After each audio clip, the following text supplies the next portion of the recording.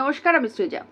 গত ২৭শে জুলাই কলকাতা শহরে আক্রান্ত সাংবাদিকদের মিছিল ছিল, সেটা তো আমরা সকলেই জানি। ২৪শে জুলাই এসএফআই সহ মোট ৮টা ছাত্র সংগঠনের ডাকে ককরোচ পার্টির সমর্থনে বা ককরোচ পার্টির সংহতিতে যে মিছিল ডাকা হয়েছিল, সেই মিছিলের ভিতর থেকে কিছু অনভিপ্রেত ঘটনা ঘটে এবং কিছু সাংবাদিক আহত হন, আক্রান্ত হন। তারা পরবর্তীতে আমরা আক্রান্ত এভাবে বিজ্ঞাপিত করে নিজেদেরকে একটা মিছিল করেন গত ২৭শে জুলাই।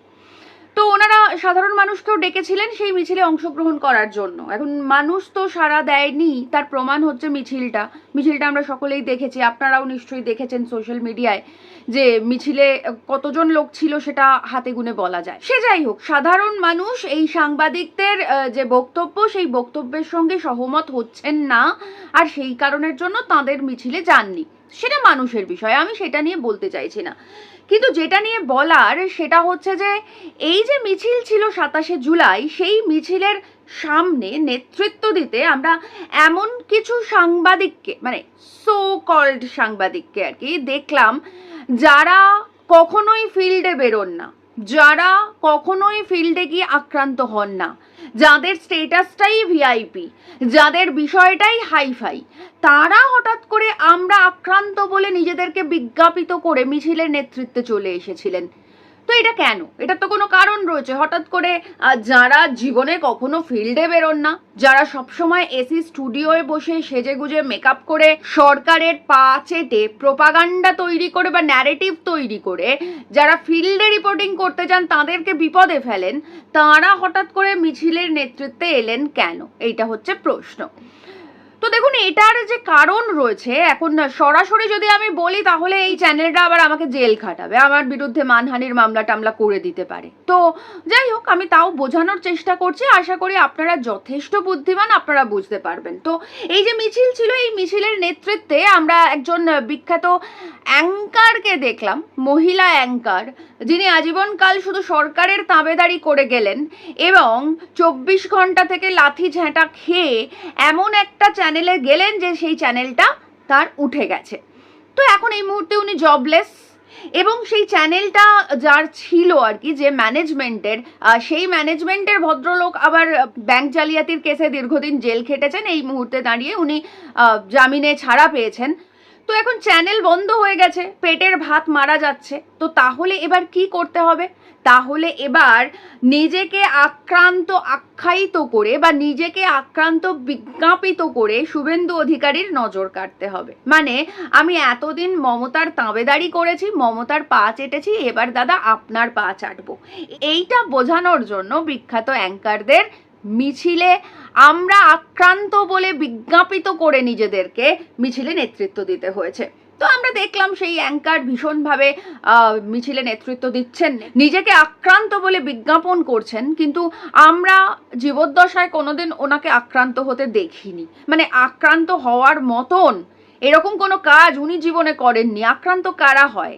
যারা সরকারের বিরোধিতা করে, সরকারের চোখে চোখ রেখে প্রশ্ন করে। তো আমরা আজীবনকাল দেখেছি যে উনি সরকারের পা চাটা বফাদার কুকুর। তো সুতরাং উনি যে নিজেকে আক্রান্ত বলে বিজ্ঞাপন দিচ্ছেন এবং মিছিলের নেতৃত্ব দিচ্ছেন, সেটার তো কোনো নির্দিষ্ট রিজন আছে। তো সেই রিজনটা হচ্ছে মমতা থেকে শুভেন্দুতে শিফট করার এই মিছিলটা হচ্ছে একটা ব্রিজ। আমি তৃণমূল থেকে বিজেপিতে শিফট করছি পা চাটার জন্য। এবং আমার যে চ্যানেলটা বন্ধ হয়ে গেছে, যে চ্যানেলটা বন্ধ হয়ে যাওয়ার জন্য এতদিন মমতার তাবেদারি করতাম বলে বিজেপি ক্ষমতায় আসার পর যে চ্যানেলটা বন্ধ করে দিয়েছে, সেই চ্যানেলটা এবার দাদা প্লিজ আপনার দাক্ষিণ্যে খুলুন, আমাদের যাতে পেটের ভাত জোটে, আবারও আমরা আপনার পা চাটবো আর মোটা মাইনে নেব। তো এইটা বোঝাবার জন্য এই মিছিলটাকে উনি ব্যবহার করেছেন। এরপর যে চ্যানেলটার কথা বলবো, সেই চ্যানেলটাও আপনারা চেনেন, সেক্টর 5-এ একেবারে গোদরেজ ওয়াটার সাইডের চ্যানেল। এবং পালা বদলের পর, মমতা থেকে বিজেপি আসার পর বা শুভেন্দু আসার পরেই আমরা দেখেছিলাম যে সেই চ্যানেলের ইনপুট এডিটরকে লাথি ঝাঁটা মেরে বের করে দেওয়া হয়েছে। এখন উনি কোথায় আছেন আমরা জানি না, কিন্তু আমরা ধরে নিতে পারি উনি জবলেস। কিন্তু মজার বিষয় হচ্ছে, ওই চ্যানেলের সাংবাদিকরা এই মিছিলে যেতে যতটা না আগ্রহী ছিলেন, তার থেকে অনেক বেশি আগ্রহী ছিলেন ওই চ্যানেলের ম্যানেজমেন্ট। কেন জানেন? কারণ একই, কারণ এতদিন আমরা তৃণমূলের কাছে, এতদিন আমরা মমতার কাছে মাথা ঝুঁকিয়েছি, মমতার পা চেটেছি, এবার দাদা আপনার পোষা কুকুর হয়ে থাকবো। এই যে বার্তা, এইটা দেওয়ার জন্য এই আমরা আক্রান্ত মিছিলটা ছিল একটা ব্রিজ, ওই চ্যানেলটির কাছেও একটি ব্রিজ। মানে শুধুমাত্র ইনপুট এডিটরকে তাড়িয়ে দিয়েই সঠিক বার্তা শুভেন্দুর কাছে পৌঁছয়নি বলে মনে করছেন ম্যানেজমেন্ট। আর সেই কারণের জন্য সাংবাদিকদের জোর করে এই মিছিলে পাঠানো হচ্ছে, যাতে শুভেন্দুর কাছে এই বার্তা যায় যে হ্যাঁ, এখন আমরা আপনার লোক, এখন আমরা আপনার পা চাটবো। তো আমরা আক্রান্ত, এই যে ট্যাগলাইনে সাংবাদিক নামক দালালদের 27শে জুলাইয়ের যে মিছিল, সেই মিছিলটা আসলে একটা ব্রিজ, মমতা থেকে শুভেন্দুতে শিফট করার একটা ব্রিজ। এরপর আমরা জানি যে আরএসএস এর কাছের লোক বা আরএসএস এর ঘরের লোক বলে নিজেদের দাবি করা যে নিউজ চ্যানেল সারা দিন সমাজে বিষ ছড়ায়, মানে ধর্মের বিষ ছড়ায়, মানুষে মানুষে বিষ ছড়ায়, ভারতবর্ষের সেকুলার মানুষকে দেশ থেকে বেরিয়ে যেতে বলে, বাংলাদেশ পাকিস্তানে চলে যেতে বলে, তারা নিজেদের বফাদারির প্রমাণ ইতিমধ্যেই বহুবার দিয়েছেন। কিন্তু তারপরেও তাদেরকে যেতে হয়েছে কেন জানেন? যাতে এই যে বাকি দুটো চ্যানেল বললাম, যে চ্যানেল বন্ধ হয়ে গেছে তাকে আবার পুনরুদ্ধার করার জন্য, মানে বিজেপির হাত ধরে পুনরুদ্ধার করার জন্য সেই চ্যানেলের মেন অ্যাঙ্কারকে নেতৃত্ব দিতে যেতে হচ্ছে ওই জেলখাটা ম্যানেজমেন্টের বা জেলখাটা মালিকের যে চ্যানেলটা, ওই চ্যানেলটা, এবং আরও একটি চ্যানেল যে চ্যানেলটার ইনপুট এডিটরকে তারা তাড়িয়ে দেওয়ার পরেও বিজেপির কাছে প্রমাণ করতে পারছে না যে আমরাই আসল সরকারের চাকর। এই দুটো চ্যানেল যাতে কোনোভাবেই বেশি কাছাকাছি, মানে শুভেন্দু অধিকারীর কাছাকাছি পৌঁছতে না পারে, তার জন্য আরএসএস এর কাছের লোক বলে দাবি করা, এমনকি মাথায় টিক্কি, কপালে টিকা, গলায় পইতে লাগানো যে সাংবাদিকরা আমরা দেখি যে সংবাদ পড়েন আর কি ওই চ্যানেলে, তো তারা গিয়েছিলেন এইটা বোঝানোর জন্য যে দেখুন, ওরা যতই আসুক না কেন, আমি কিন্তু বা আমরা কিন্তু ওদের থেকে অনেক বেশি পা চাটার ক্ষেত্রে এগিয়ে।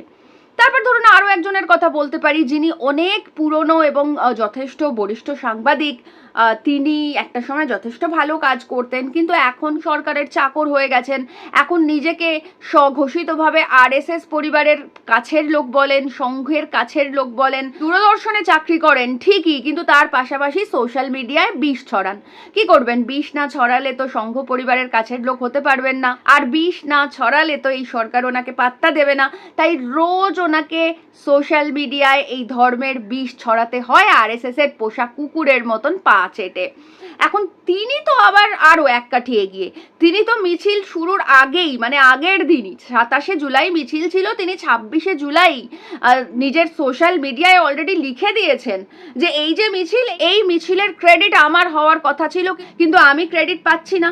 উল্টে বন্ধ হয়ে যাওয়া চ্যানেল, ইনপুট এডিটরকে তাড়িয়ে দেওয়া চ্যানেল, স্বঘোষিতভাবে টিকি পৈতেধারী চ্যানেল, এগুলো সব আমার থেকে কেন এগিয়ে যাচ্ছে, সেই নিয়ে মিছিল শুরুর আগের দিনই ক্ষোভ উগরে দিয়েছেন।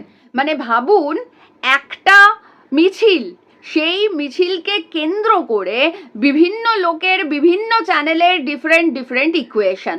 কিন্তু সমস্যা কোথায় জানেন? সমস্যা হচ্ছে যে এই মিছিলে এমন কিছু মানুষ হেঁটেছেন, আমার ছোট ছোট ভাই বোনেরা হেঁটেছেন, আমার উত্তরসূরিরা হেঁটেছেন, যারা কিন্তু এই সমস্ত ইকুয়েশনের মধ্যে ছিলেন না, যারা কিন্তু সত্যি সত্যি ফিল্ডে কাজ করেন। এবং এই যে বিষাক্ত লোকজনের কথা বলছি, যারা ওই এসি স্টুডিওয়ে বসে রংচং মেখে সরকারের পোষা কুকুরের মতন আচরণ করে ন্যারেটিভ সেট করে সমাজে বিষ ছড়ায় আর জনবিচ্ছিন্ন হতে থাকে, এই মানুষগুলোর জন্য ওই ছোট ছোট ছেলে মেয়েগুলো ফিল্ডে গিয়ে মার খায়। এদের কোনো দোষ নেই, এদের চোখে অনেক স্বপ্ন রয়েছে, এদের মনে একটা উজ্জ্বল ভবিষ্যৎ বানানোর স্বপ্ন রয়েছে। এনারা ভাবছেন যে এই সাংবাদিকতার পেশায় এনারা নিজেদেরকে প্রতিষ্ঠিত করবেন। কিন্তু সমস্যা হচ্ছে যে এই সমস্ত ছোট ছোট ছেলে মেয়েগুলো বুঝতে পারছে না, মানে এখনো পর্যন্ত বুঝতে পারছে না। আমিও বুঝিনি। আমি যখন শুরুতে এই সাংবাদিকতার পেশাটায় গিয়েছিলাম, তখন আমারও চোখে অনেক স্বপ্ন ছিল, মনে অনেক আশা ছিল, আমিও প্রচণ্ড অনেস্টলি কাজ করতে চেয়েছিলাম। কিন্তু কয়েক বছর পর বুঝতে পারি যে যতই আমি চেষ্টা করি না কেন, আসলে এখানে সৎভাবে খবর করা যাবে না। এখানে চ্যানেলের মালিক এবং তাদের ধামাধারী যে সমস্ত দাদা দিদিরা, যারা নিউজ রুমে বসে সুন্দর করে সেজে গুজে সমাজের বিরুদ্ধে এবং সরকারের পক্ষে প্রোপাগান্ডা ছড়ায়, আমাকে কথা বলতে হলে এদের হয়েই কথা বলতে হবে, সেই কারণের জন্য আমি সরে আসি। এবং আমি শুধু একা না, আমার মতন অসংখ্য সাংবাদিক, অ্যাঙ্কার, তারা প্রত্যেকে সরে আসেন। তো এই সমস্ত ছোট ছোট ছেলেমেয়েরা যারা সত্যি সত্যি আক্রান্ত হয়েছেন এবং যারা সত্যি সত্যি অনেস্টলি এই মিছিলটায় গিয়েছিলেন এটা বোঝানোর জন্য মানুষকে যে আমরা আক্রান্ত হয়েছি, তাদের কথা এই সমস্ত জালিয়াত নেতৃত্বের জন্য তাদের কথা কেউ শুনলো না, মানে মানুষ তাদেরকে পাত্তা দিল না এই কারণের জন্য। তো এদের জন্য আমার খুব খারাপ লাগে। এরা আমি জানি না কবে বুঝতে পারবেন, হয়তো এদের আশাও একটা সময় আমার মতনই ভেঙে যাবে। কিন্তু বিষয়টা হচ্ছে যে এই যে নেতা নেত্রীরা এরা কেন এই মিছিলে নেতৃত্ব দিচ্ছে, সেইটা আমি যদি কেউ শোনেন, ছোট ছোট ছেলেমেয়েরা আমার উত্তরসূরিরা, তাদের জন্যই এই ভিডিওটা মেনলি বানালাম, যে এরা ভাই প্রত্যেকে নিজেদের ইকুয়েশনে নিজেদের ধান্দাবাজির জন্য এই মিছিলে গেছে। এরা কেউ আক্রান্ত নয়, আর এরা কেউ কখনো আক্রান্ত হবে না।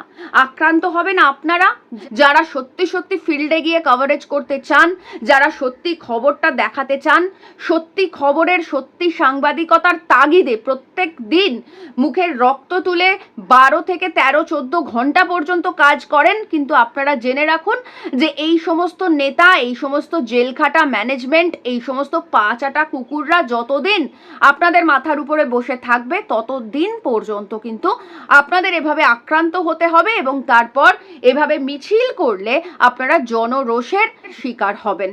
তাই 27শে জুলাইয়ের মিছিল নিয়ে একটাই কথা বলার, অল্প কিছু সংখ্যক ছোট ছোট ছেলেমেয়েরা, নিউ কামাররা যারা সত্যি সত্যি সাংবাদিকতা করতে চান, তারা যারা আক্রান্ত হয়েছেন তাদের জন্য সত্যিই খারাপ লাগে আমার। কিন্তু সেটা বাদ দিয়ে বাকি যে ধান্দাবাজরা এই মিছিলে নেতৃত্ব দিয়েছে, যারা মিছিলের সামনে থেকেছে, যারা নিজেদেরকে প্রমাণ করতে চেয়েছে, যারা নিজেদেরকে বিজ্ঞাপিত করতে চেয়েছে আমরা আক্রান্ত বলে, অথচ তারা জীবনে কোনোদিন আক্রান্ত হয়নি এবং হবেও না, কারণ তারা সরকারের প্রোটেকশনে রয়েছে, তারা এই যে মিছিলে নেতৃত্ব দিয়েছেন সেটা একেবারে ব্যক্তিগত ধান্দাবাজির জন্য, এবং এই মিছিলটাকে তারা ব্যবহার করেছেন একটা ব্রেজ হিসেবে, মমতা থেকে শুভেন্দুতে শিফট করার ব্রেজ হিসেবে ব্যবহার করা হয়েছে এই 27শে জুলাইয়ের মিছিলকে।